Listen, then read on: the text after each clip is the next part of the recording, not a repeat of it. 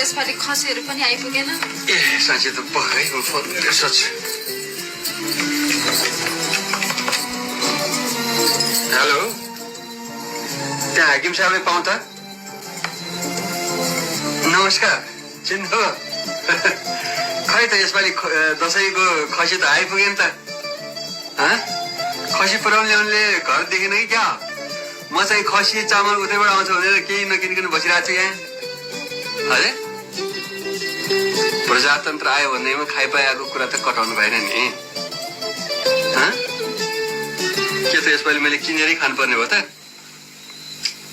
ठिक छ, होइन ठिक छ। अब यो ओह्रालो लागेको मृगलाई बाछोले नि खेद्छ भन्थ्यो नि। तर होस् गर्नुहोस् है, मृग पुरा ओह्रालो चाहिँ लगाइसकेको छैन। हेर्नुहोस्, मृग फेरि उकालो लाग्यो भने तपाईँहरू ओह्रालो लाग्नु पर्ला फेरि। के कुरा गर्नु छ? मिल्दैन रे यसपालि खसी?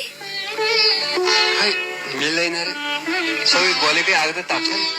अहिलेलाई हामी अलिकति निभिरहेको छौँ नि। पोहोर परार त मलाई माताजी भनेर साडी ल्याउनेका ताती हुन्थ्यो। यसपालि त माताजीलाई साडी पनि ल्याइदिएनन्, पिताजीलाई कोट पिस पनि